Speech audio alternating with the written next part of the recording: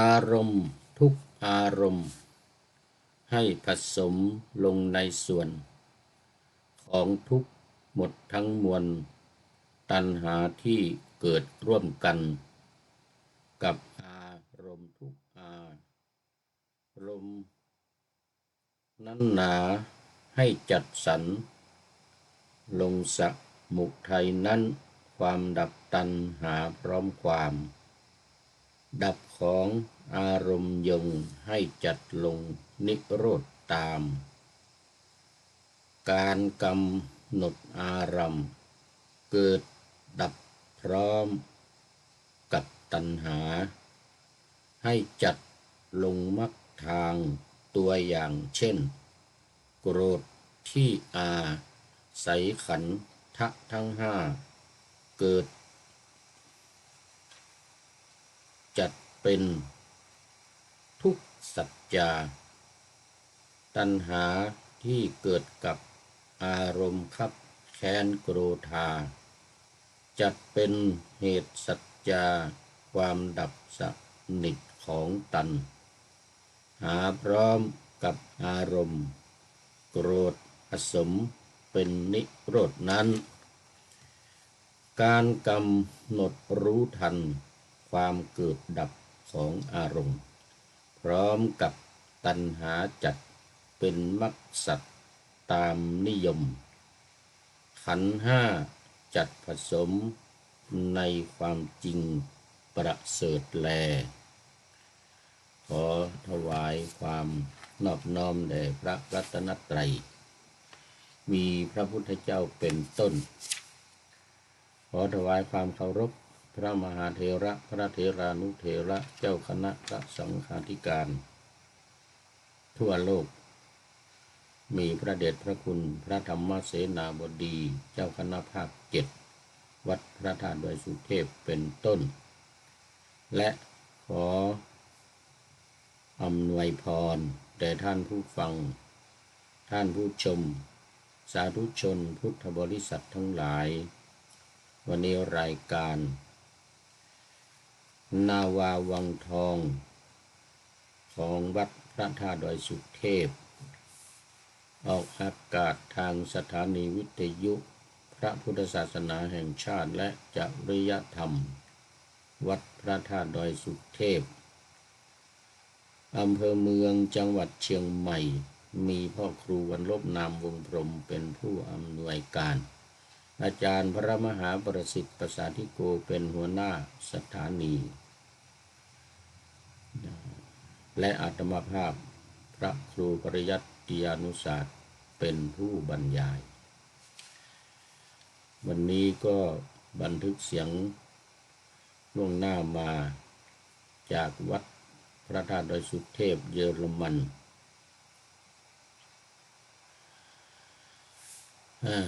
อันดับแรกนี่ก็ต้องขอแสดงความเสียใจไว้อาลัยโปรงธรรมสังเวชกับการมรณภาพจากไปของท่านอาจารย์พระมหาวิษณุจารุธรรมโมเจ้าอาวาสวัดเจ็ดลินอำเภอเมืองเชียงใหม่ที่ได้มรณภาพไปในตอนเช้าวันนี้เวลา10 นาฬิกาด้วยอาการอันสงบก็ขอ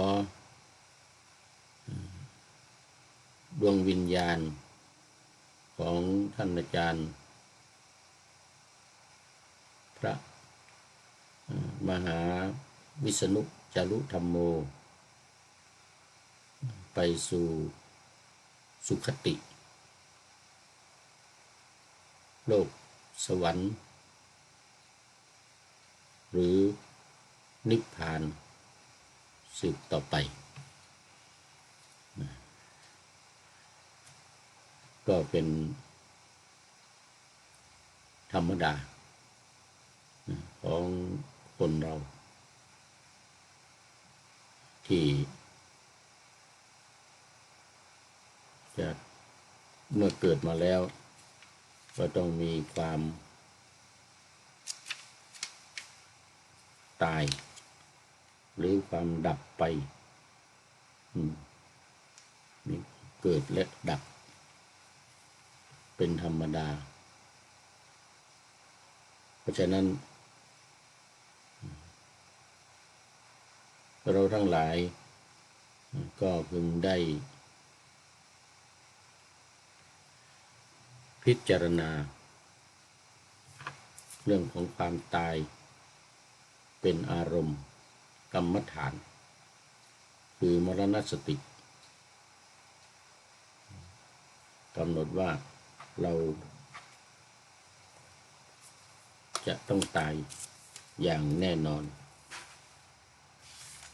หรือเราพึงตายเราพึงตายนี่เป็นการกำหนด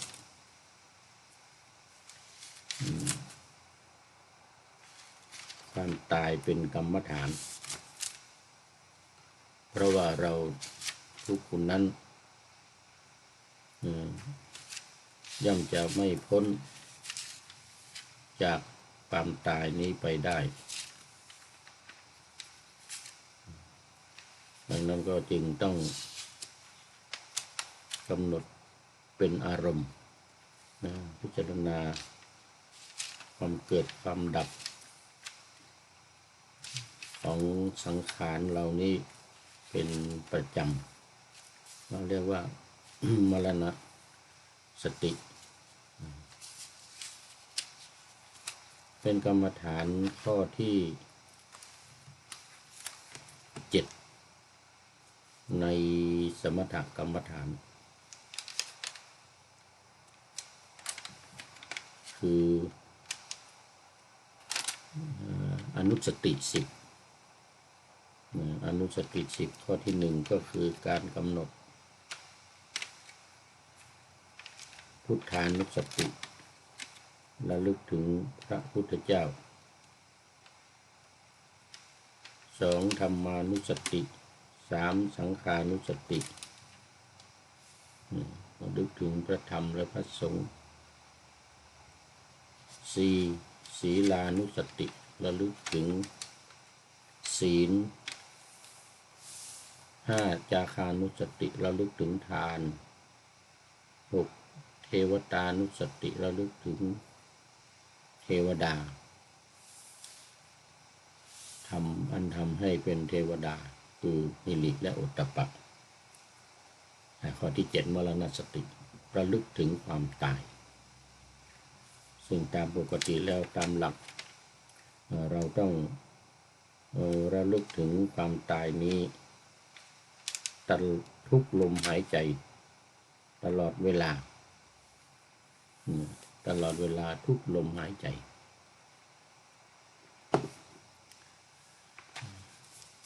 ดังที่ทราบกันก็คือที่พระอานนท์พระพุทธองค์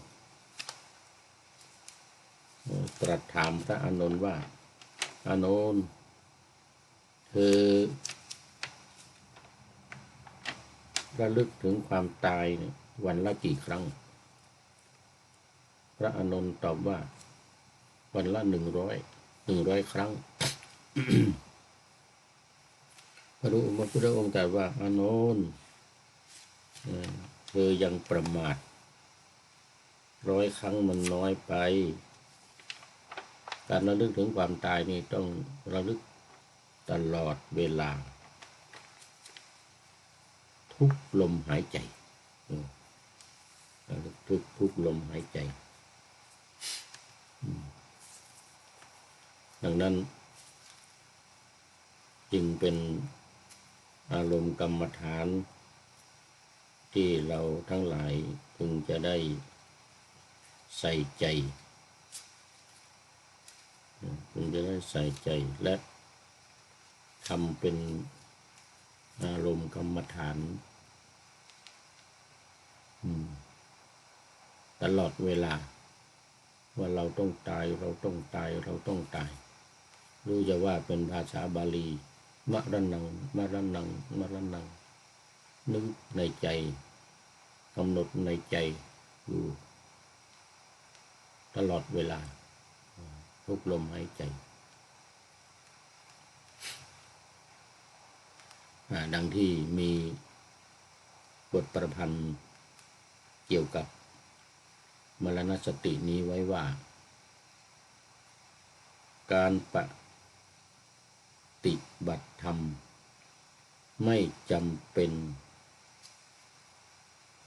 การปฏิบัติธรรมไม่จำเป็นต้องหลีกเร้นในที่ลับเหลี่ยมหินผานอนนั่งยืนเดินทุกที่ทุกเวลาทำสมถวิปัสสนาไป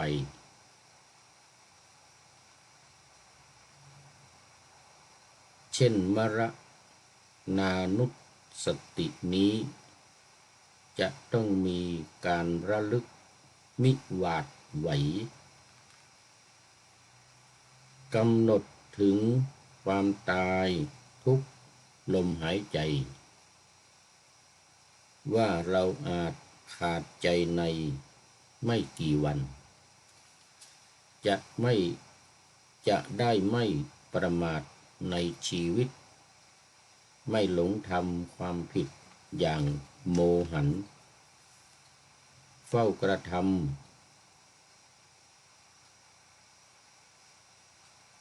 แต่กรรมดีทวีพลันจะไ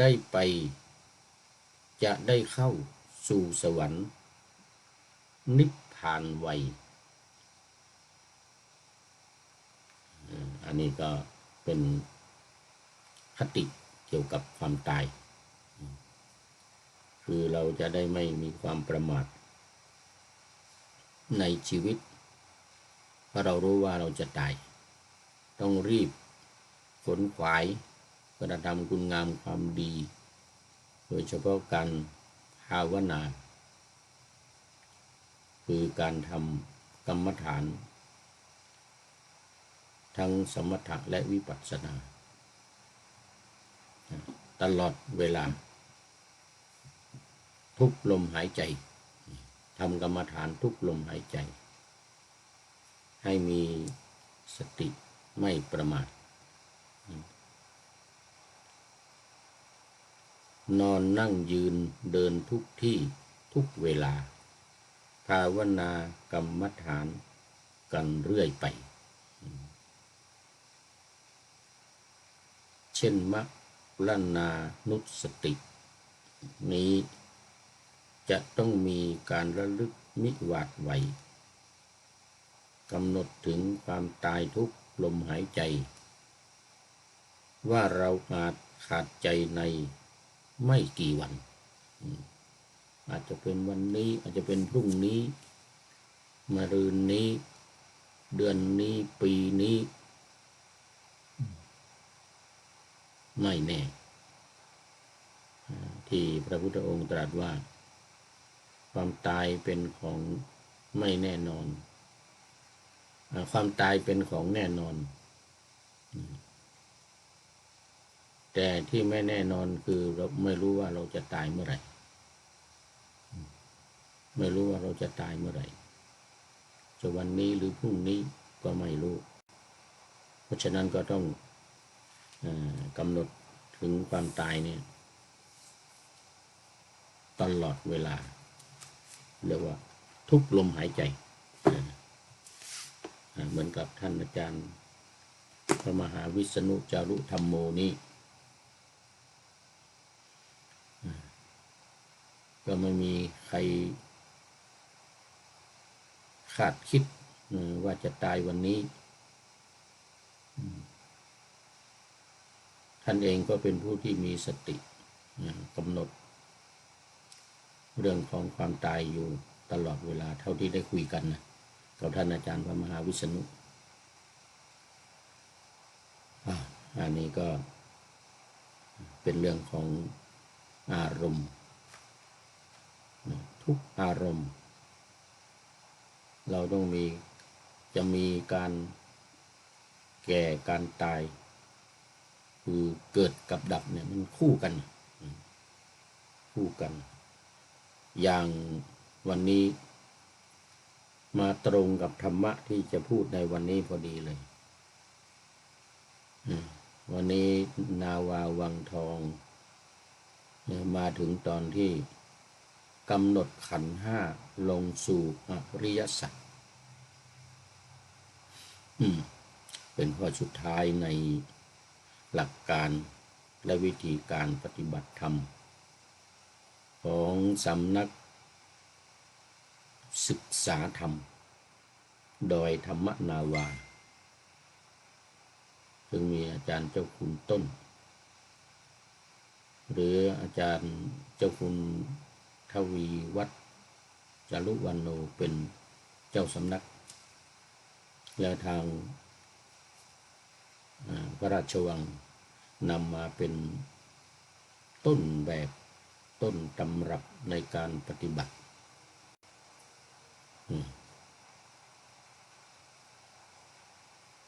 โดยมีหลักการ4วิธีการ6วันนี้เป็นข้อสุดท้ายกำหนดขันธ์ห้าลงสู่อริยสัจสี่เป็นการกำหนดความเกิดความดับเนี่ยลงในอริยสัจสี่ว่าอันไหนลงไหนอันไหนลงทุกข์อันไหนลงสมุทัยอันไหนลงนิโรธอันไหนลงมรรคแต่ว่ามันมีขันธ์เนี่ยมันมี5ขันธ์รูปเวทนาสัญญาสังขารวิญญาณเราจะกำหนดลงยังไง5 กับ 4 5 กับ 4นะอันนี้ก็มีหลักการเขียนไว้ในหน้าที่12ในหนังสือแนวทางการปฏิบัติแนวทางการปฏิบัติเพื่อความพ้นทุกข์ของธรรมนาวาวังจารุวรรณโนภิกขุหน้าที่12กำหนดขันธ์ห้าลงสู่อริยสัจสี่ดังที่ได้ปะหน้าธรรมะไว้ว่าอารมณ์ทุกอารมณ์ให้ผสมลงในส่วนของทุกหมดทั้งมวลตัณหาที่เกิดร่วมกันคืออารมณ์ทุกอารมณ์ไม่ว่าจะเป็นความโกรธความเกลียดความชอบความชังความฟุ้งความสงสัยไอ้นี่มันเป็นอารมณ์เกิดขึ้นกับใจของเราเรียกว่าเป็นภาษาทางการปฏิบัตินี่เรียกว่าธรรมะก็เป็นอารมณ์ก็เรียกว่าธรรมารมณ์ ธรรมารมณ์เนี่ยเป็นข้อที่จะต้องกำหนดเพราะมันเกิดกับใจบางทีเราก็พูดกันว่าใจทำให้มันเกิดอย่างนี้ก็มีคือความคิดความคิดโกรธคิดไม่โกรธคิดดีคิดไม่ดีคิดกุศลหรืออกุศลเนี่ยหรือเป็นกลางพยาปลิดขอต้อนรับFC ตัวจริงท่านสุริยันคำปากราบนมัสการครับพระอาจารย์วิษณุได้มรณภาพลงแล้วครับขอบคุณมากครับFC ตัวจริงพอดีได้ทราบข่าวตอนเช้านี้แล้วขอบคุณมากนี่เมื่อกี้ก็เป็นต้นรายการก็ได้แสดงความไว้อาลัยโปรงธรรมสังเวชไปแล้วขอบคุณมากเมื่อวานนี้รายงานมาขอบคุณเมื่อวานนี้รายงานมาก็ดีใจที่ทราบว่าอาจารย์มาวิษณุฟื้นแล้วฟื้นรู้สึกตัวก็มาถึงวันนี้ เวลา10 นาฬิกา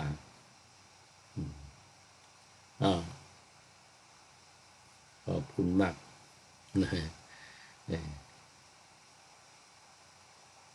นี่ก็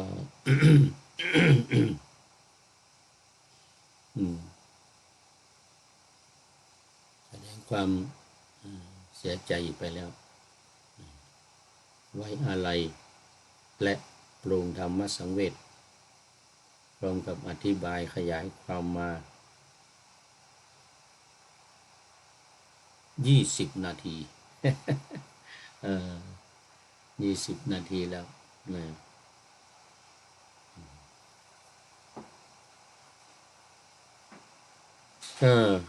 ขอบคุณมากขอบคุณมากอารมณ์ทุกอารมณ์ความคิดทุกความคิดที่เกิดขึ้นกับใจเรานี่ลงในหมวดทุกคือหมวดที่ 1หมวดที่ 1ในส่วนของความทุกข์นะคือทั้งหมดทั้งมวลเนี่ยมันจะกลายเป็นมันจะเป็นความทุกข์อย่างอารมณ์ที่เกิดขึ้นกับใจในการคิดถึงการมรณภาพของท่านอาจารย์พระมหาวิษณุจารุธรรมโมนี่อันนี้อารมณ์นี้ก็จัดลงไปในส่วนของทุกข์ทุกอารมณ์นะอารมณ์ที่เกิดขึ้นพอทราบปุ๊บนี่จัดว่าเป็นทุกข์แม้มันจะเป็นสุขบ้างบางครั้งบางคราวแต่ว่าพื้นเพใหญ่มันคือความทุกข์ไอ้ที่มันสุขเพราะว่าความทุกข์มันเบาลงมันน้อยลง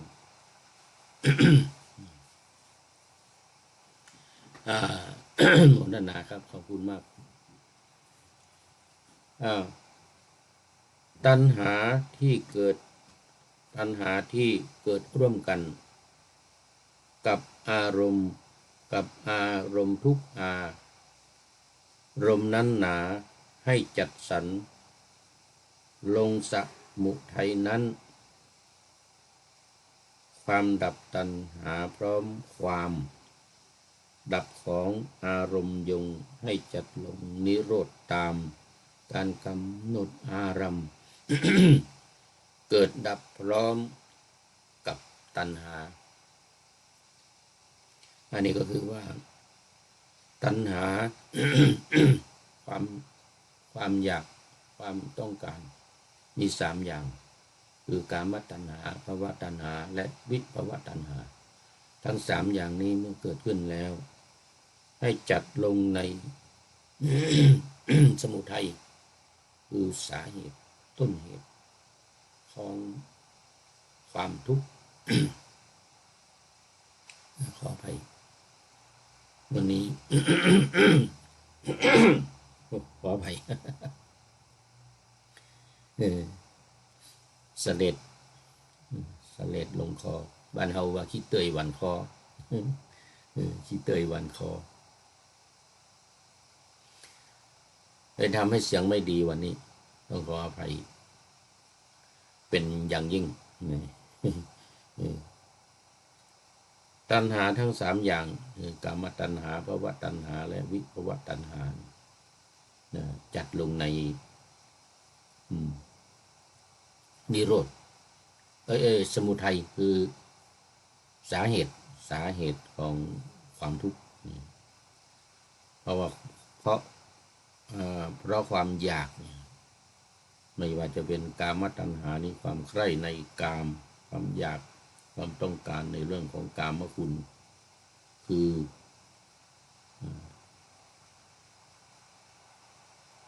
รูปเสียงกลิ่นรสแล้วก็สิ่งของทั้ง5 อย่างนี้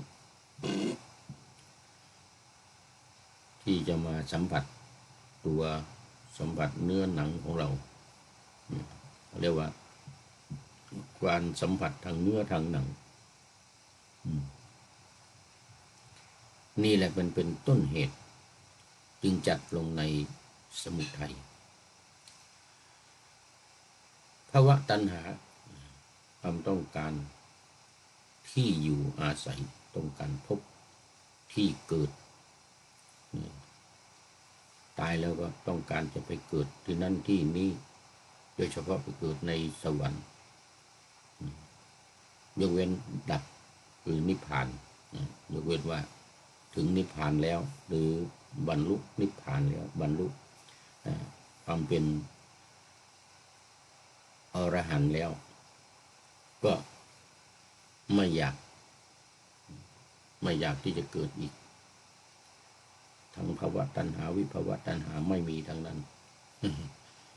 อันไหนยกเว้นหน่อยยกเว้นหน่อยแต่ว่านอกนี้ถ้ายังมีกิเลสอยู่ยังมีตัณหานี่อยู่ก็จัดลงในสมุทัยคือสาเหตุที่เกิดความทุกข์ความดับตัณหาพร้อมความดับของพร้อมความดับของอารมณ์ยงให้จัดลงนิโรธตามการกำหนดอารมณ์ก็คืออารมณ์เกิดดับพร้อมกับตัณหาให้จัดลงมรรคทางตัวอย่างเช่นโกรธที่ใสขันธ์ทั้งห้าเกิดจัดเป็นทุกขสัจจาโอ้ถ้าอาจารย์ยอดดอยปลายฟ้าโอ้เกือบดูไม่ทัน ก็ท่านอาจารย์คงได้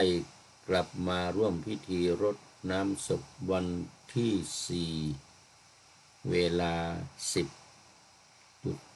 10:15 น.พระอาจารย์คงไม่ได้กลับมาร่วมศพพิธีแน่นอนครับขอบคุณมากท่านหัวหน้าสถานีเราก็เข้ามาเมื่อกี้นี้FC ตัวจริงสุริยันคำปาก็แจ้งมาแล้วครับขอบคุณมากไม่ได้ไปแน่นอนครับ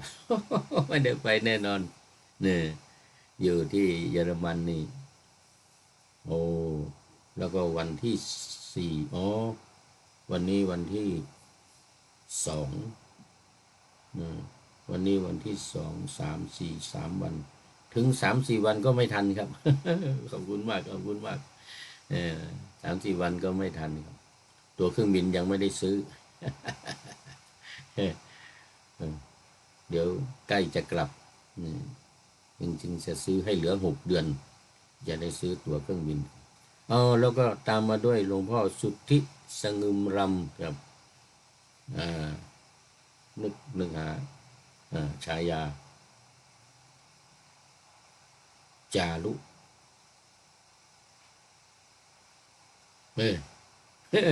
ลืมไปแล้วนี่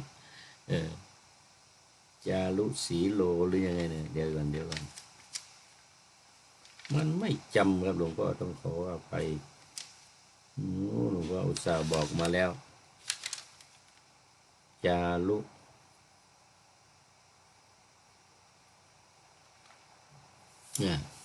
จารุสีโลวันนั้นว่าผิดไปทีหนึ่งจารุสีโลคุณโยมฝนศิลากราบสาธุเจ้าคุณโยมฝนศิลาเข้ามาแล้วจากแม่แจ่มสาธุขอบคุณมากนี่ขอบคุณมากคุณโยมฝนขอบคุณพระเดชพระคุณหลวงพ่อสุทธิจารุเอาสีโลไว้ก่อนกันนะ สีงามจารุธรรมโมไม่ใช่จารุธรรมโมนี่ฉายาของท่านอาจารย์พระมหาวิษณุถึงมรณภาพในตอนเช้าวันนี้เจ้าอาวาสวัด7 รินอำเภอเมืองเชียงใหม่อันนี้เป็น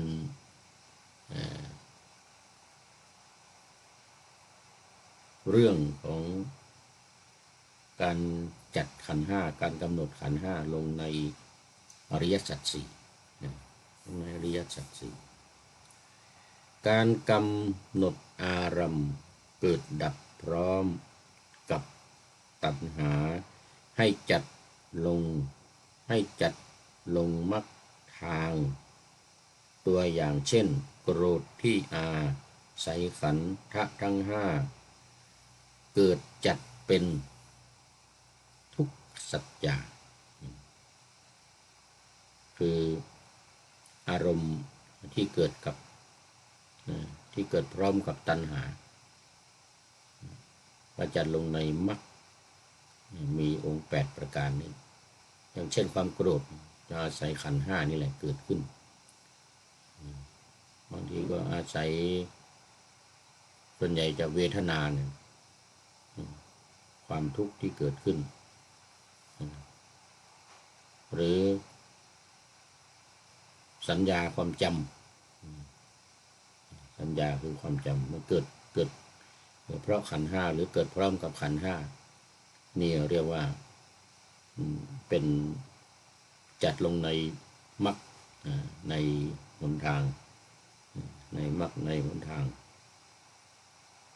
ตัณหาที่เกิดกับอารมณ์คับแค้นโกรธาจัดเป็นเหตุสัจจาความดับสนิทของตัณหาพร้อมกับอารมณ์โกรธผสมเป็นนิโรธนั้นอันนี้ก็จัดว่าเป็นนิโรธคือดับขึ้นชื่อว่าดับแล้วถือว่าเป็นนิโรธ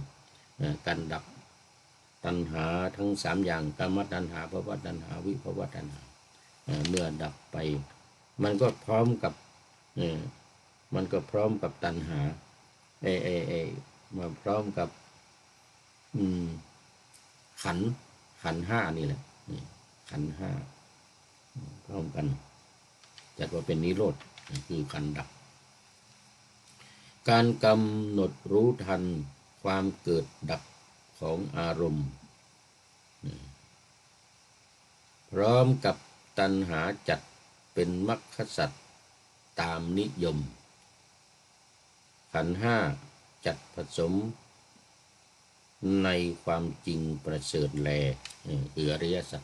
4อริยสัจคือความจริงอันประเสริฐจะลงในความจริงอันประเสริฐเพราะฉะนั้นวันนี้ก็พูดถึงเรื่องของขันธ์ทั้ง5รวมลงในอริยสัจ4ดังที่ได้กล่าวมาตามข้อความที่มาในหนังสือ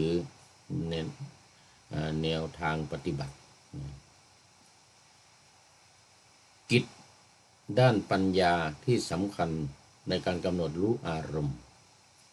ซึ่งปรากฏกับขันธ์คือให้เห็นความเกิดความดับเพื่อทำมรรคให้เต็มรอบนั้นจะต้องกำหนดอารมณ์และขันธ์ลงสู่อริยสัจ4ให้ได้ขันธ์5เนี่ยมันจะต้องมีอารมณ์เกิดไปพร้อมกันอารมณ์ทุกอารมณ์ให้จัดลงในส่วนของสมุทัยเสมอ2ตัณหาที่เกิดร่วมกับอารมณ์ทุกอารมณ์ให้จัดลงในสมุทัย3ความดับของตัณหาพร้อมกับความดับของอารมณ์ให้จัดลงในนิโรธการกำหนดรู้อารมณ์เกิดดับพร้อมกับตัณหาให้จัดลงในมรรคตัวอย่างเช่นอารมณ์โกรธที่อาศัยขันธ์5เกิดจัดเป็นทุกขสัจจะตัณหาที่เกิดร่วมกับอารมณ์โกรธจัดเป็นสมุทัยสัจจะความดับไปของตัณหาพร้อมกับอารมณ์โกรธจัดเป็นนิโรธสัจจะ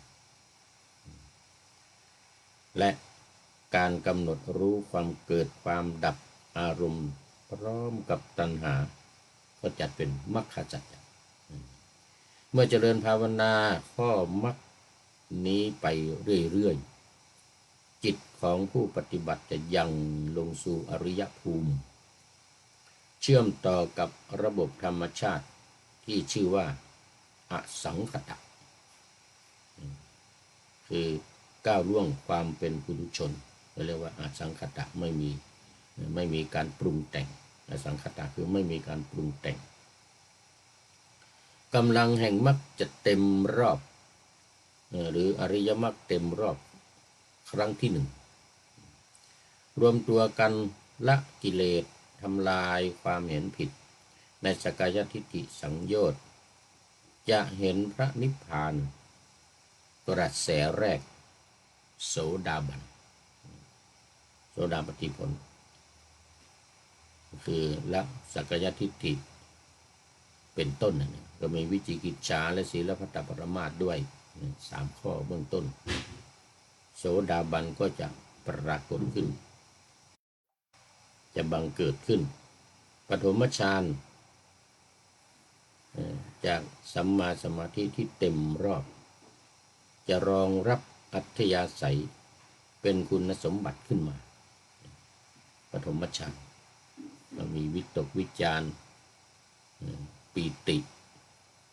และความสุขที่เกิดจากวิเวกอันนี้เรียกว่าองค์แห่งปฐมฌานถ้าได้ทั้ง3อย่างนี้คือเมื่อมีวิตกวิจารแล้วก็ได้ปิติได้ความสุขเกิดจากวิเวกคือความสงบสงัดนี่อยู่สงัดคืออะไรนี่สงัดจากกามนี่แหละกามคุณ5รูปเสียงกลิ่นรสโผฏฐัพพะทั้ง5อย่างนี้เรียกว่าสงัดจากกามสงัดจากกามก็จะรองรับปฐมฌานจะรองรับคุณสมบัติที่เกิดขึ้นที่เรียกว่าโสดาบันโสดาปัตติผลก็คือสามารถในการละสักกายทิฏฐิวิจิกิจฉาและศีลพัตตปรามาส3 ข้อนี้ได้ดังนั้นกิจของผู้ปฏิบัติในขั้นตอนนี้คือกำหนดอารมณ์และขันธ์ลงอริยสัจ 4อยู่เนืองๆจนกว่ามรรคจะเต็มรอบนั่นเอง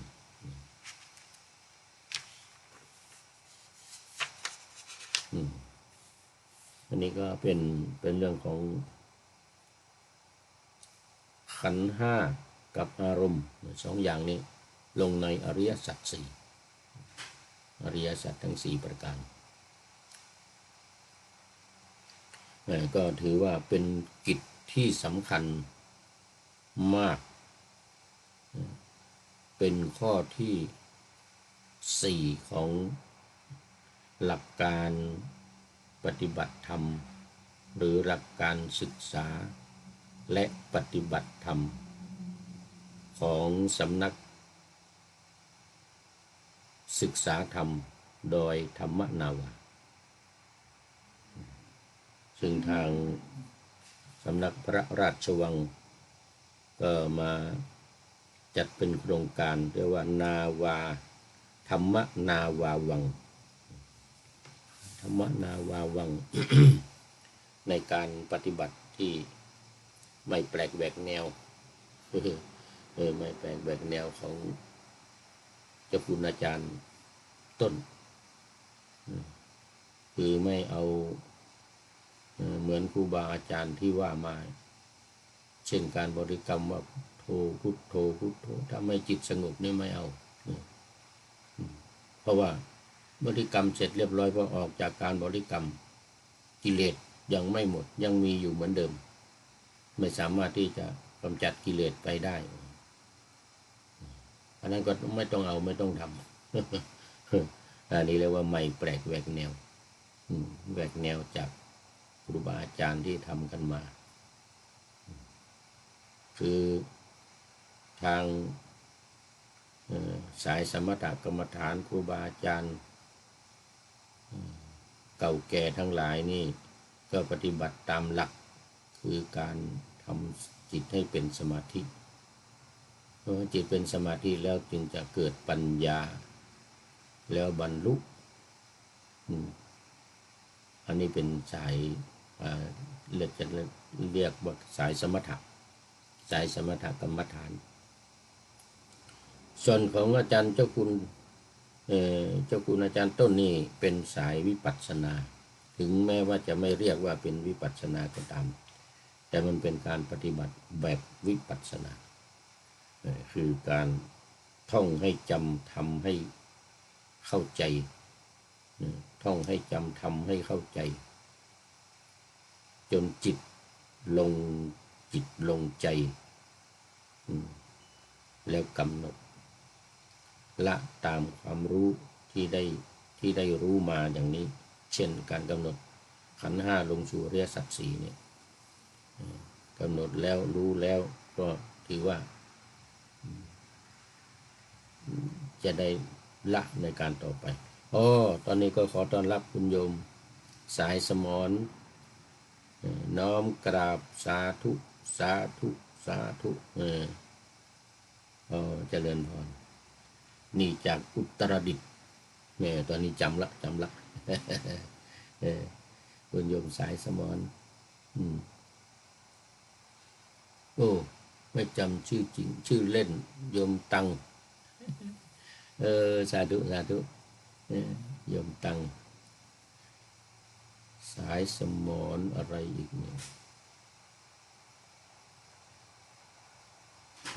ไม่จำละเอาง่ายๆชื่อเล่นดีกว่าโยมตังโมทนาอันนี้ก็พูดถึงเรื่องของการจัดขันธ์ห้าลงในอริยสัจสี่ซึ่งอริยสัจสี่นี่ถือว่าเป็นหัวใจสำคัญของพระพุทธศาสนาการทำความเข้าใจแบบนี้เราเรียกกันว่าวิปัสสนาการปฏิบัติวิปัสสนาคืออย่างนี้อย่างที่มีหลักการอยู่3อย่างคือการฟังการคิดและการพิจารณา3อย่างมันฟังคือฟังอย่างเงี้ยเนี่ยอย่างฟังการบรรยายเนี่ยฟังครูบาอาจารย์สอบอารมณ์ส่งอารมณ์สอบอารมณ์นั่นก็เป็นการฟังเหมือนกันแล้วก็การคิดนี่คือไปคิดเองส่วนการภาวนาหรือการพิจารณานี่ต้องพิจารณาตามหลักการของวิปัสสนาดังที่ยกมาในขันธ์ห้าอริยสัจสี่คุณโยมวาสนากันทวีสาธุมาอีกท่านหนึ่งกราบสาธุเจ้าคุณโยมวาสนากันทวี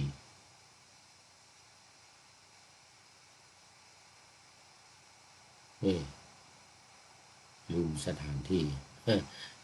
เดี๋ยวนี้มันเท่าแก่อายุมาก70แล้วโยมย่างเขา70ปีนี้แล้ว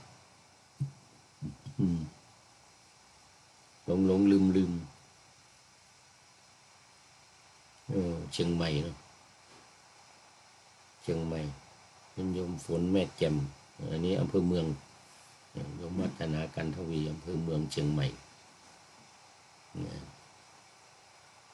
โมทนามากโมทนาขอบคุณวันนี้เข้ามากันเยอะแล้วผ่านไปเยอะแล้วคุณโยมวัฒนานี่น่าจะเป็นสุดท้ายแล้วนี่ใกล้จะหมดเวลาสาธุเป็นอย่างยิ่งพูดถึงสมถะกับวิปัสสนาพูดถึงแนวทางของการปฏิบัติคือของสำนักนี้โดยธรรมนาวานี้ของเจ้าคุณอาจารย์ต้นนี้ไม่เอาสมถะเอาวิปัสสนา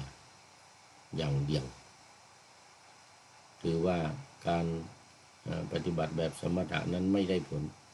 ที่ท่านเจ้าคุณได้ทำการวิจัย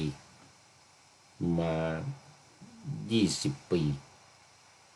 เป็นเวลา20 ปีเห็นแน่ชัดว่าสายนี้นะสายวิปัสสนานี่ถือว่าแน่นอนโดยมีหลักการและวิธีการเนี่ยกำหนดขันธ์ห้าลงสู่อริยสัจสี่อันนี้เป็นข้อสุดท้าย ข้อที่หนึ่งเป็นการระลึกถึงพระรัตนตรัยข้อที่สองเป็นการระลึกถึงท่องธาตุกรรมฐานสี่อย่างอย่างที่สามก็คือการกำหนดท่องขันธ์ห้าท่องขันธ์ห้าให้จำหมดรูปเวทนาสัญญาสังขารวิญญาณรูปคืออะไรเวทนาคืออะไรสัญญาคืออะไรสังขารคืออะไรวิญญาณคืออะไรพร้อมทั้งคำแปลขันธ์ห้าพร้อมทั้งคำแปลแล้วก็ข้อที่สี่ข้อสุดท้ายการกำหนดการเกิดดับของขันธ์ห้าผ่านอริยสัจสี่หรือลงสู่อริยสัจสี่การพิจารณาการเกิดการดับเนี่ยต้องผ่านอริยสัจสี่โดยใช้หลักการในอริยสัจสี่ประการเนี่ยก็คือทุกข์แล้วก็สาเหตุของความทุกข์การดับทุกข์และข้อปฏิบัติเพื่อให้ถึงความดับทุกข์ทั้งสี่อย่างนี้อันนั้นก็ต้องให้ผ่านสี่อย่างนี้ให้ได้หรือจัดลงในอริยสัจสี่นี้ให้ได้ดังที่ได้กล่าวมานี้หลักการเป็นวิธีการที่เป็นไปตามหลักการของวิปัสสนาหลักการของวิปัสสนาไม่ใช่สมถะสมถะไม่เอาอันนี้จะนั่งหลับหูหลับตาให้จิตสงบแล้วรอคอยให้มันบรรลุเองให้มันรู้เอง อันนี้ไม่เอาไม่ทันใจ ต่อไปโยมวาสนาไม่ทันใจเอาวิปัสสนาแบบนี้กำหนดเลยตีความหมายอธิบายความทำความเข้าใจเป็นขั้นเป็นตอนแต่ว่าไปมันก็อยู่ในหลักการวิปัสสนา73ข้อนั่นเองเพียงใดมาไม่ได้เอามาทั้งหมดเอามาเนี่ยขันธ์ห้าอริยสัจสี่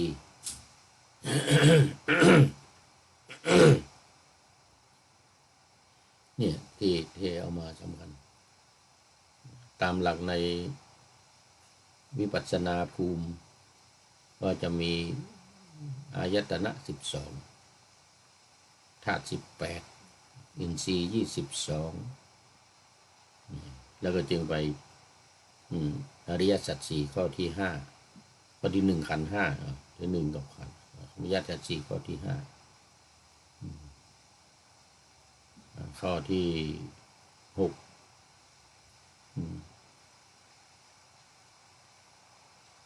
เดียวกันหม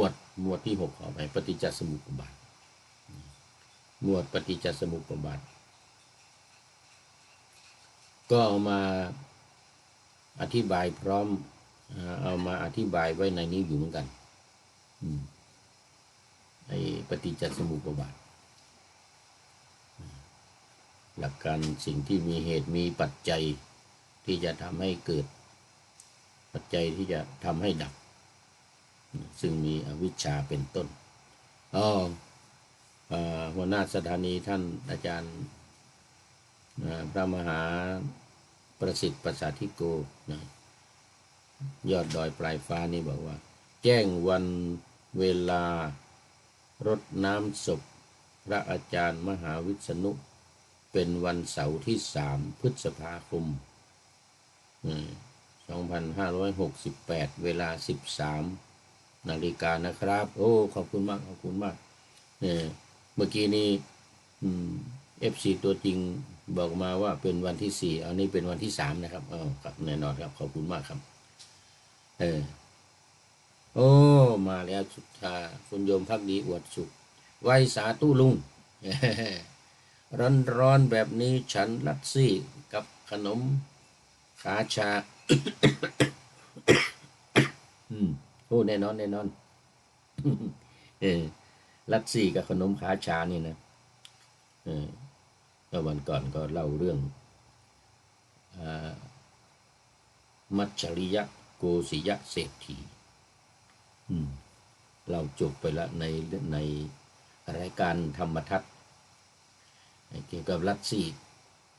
กับขนมขาชาเนี่ยนะสมัยโบราณเขาเรียกขนมเบื้องขนมที่เขาไปทอดบนกระเบื้องเดี๋ยวนี้ใช้หม้อน้ำมัน หม้อน้ำมันขนมขาชานี่ที่ราชคฤห์จากราชคฤห์ไปนาลันทาอยู่ระหว่างทางพอดีเลยเมืองเนี่ยเขาเรียกว่ากัตตลาดเมืองกัตตลาดกัตตลาดกัตตลาดโอ้ดีมากดีมากโยมพักดีอวดสุขจากเชียงรายเชียงรายยังตอนนี้ยังร้อนอยู่หรือเปล่าเนาะเย็นลงบ้างหรือยัง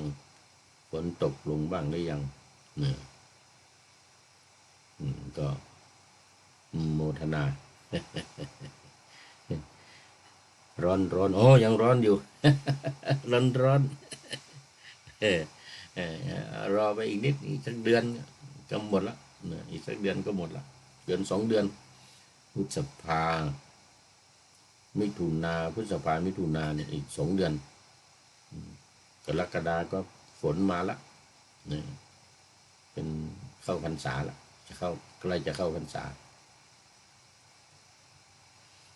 ขอบคุณยอดดอยยอดดอยปลายฟ้าจากวัดพระธาตุดอยสุเทพหัวหน้าสถานีวิทยุ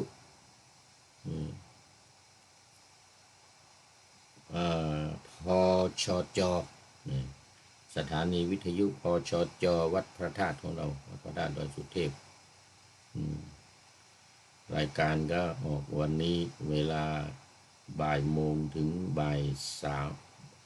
ยโมงถึงบ่าย2 โมงบ่ายโมงถึงบ่าย2 โมงนี่ก็ใกล้จะหมดเวลาแล้วนี่ ใกล้จะหมดเวลาแล้วคุณโยมพักดีอวดสุขน่าจะเป็นท่านสุดท้ายเมื่อกี้คิดว่าโยมฝนศรีลา เป็นว่าคุณโยมพักดีอวดสุขจากเชียงรายโอ้วันนี้มาเยอะนะนี่เชียงใหม่เชียงรายอะไรอีกเนี่ยอุตรดิตถ์เมื่อนี้คุณโยมสายสมรยังอยู่คุณโยมสายสมรจากอุตรดิตถ์ยังวัฒนากันดวีจากอำเภอเมืองเชียงใหม่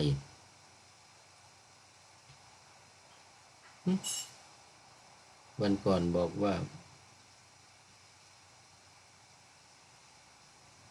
ลืมไปแล้วมัน ต้องขออภัย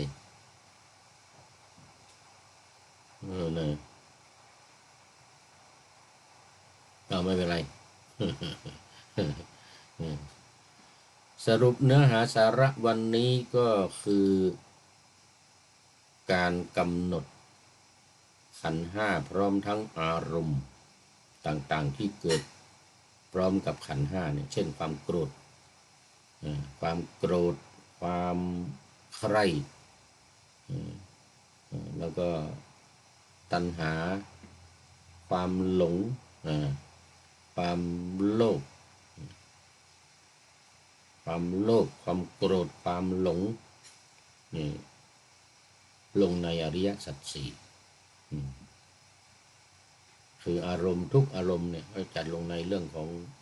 ในส่วนของความทุกข์โยมพักดีส่วนตัณหาที่เกิดร่วมกับอารมณ์ทุกอารมณ์อีกเหมือนกันก็ลงในสมุทัยเพราะว่าตัณหานี่มันเป็นสาเหตุที่ทำให้เกิดความทุกข์ส่วนความดับตัณหาพร้อมกับความดับของอารมณ์ก็ให้จัดลงในนิโรธ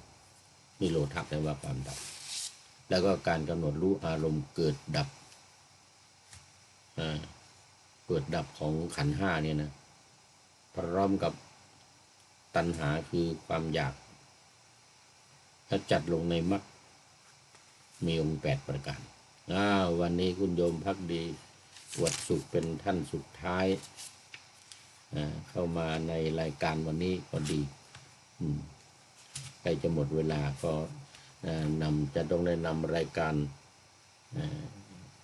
นาวาวังทองจากท่านผู้ฟังไปขอนำนาวาวังทองไปก่อนแล้วจะย้อนมาใหม่ในวันหน้าคือวันพุธศุกร์เสาร์อาทิตย์ตามตารางเวลาที่วางอยู่ข้างในเป็นธรรมะจากพระราชวังเป็นนาวาโด่งดังสว่างไสวเป็นทองคำล้ำค่ากว่าสิ่งใดชุบชีวิตจิตใจให้ใสงามขอเชิญท่านทั้งหลายนำไปท่องตามคุณของพระรัตนสามพุทโธเมนาโถธัมโมตามสังโฆเมนาโถยามภาวนาว่าบ่อยๆซ้ำๆจำในจิตจนมันติดในใจไม่หายหน้านอนนั่งยืนเดินจำทุกเวลาตั้งแต่ตื่นขึ้นมาถึงหลับไปขอทุกท่านได้ผลจากปฏิบัติได้กำจัดความทุกข์พบสุขใสพลันปลอดโปร่งโล่งสบายทั้งกายใจอยู่ที่ใดใจสงบพบนิพพานขอเจริญพร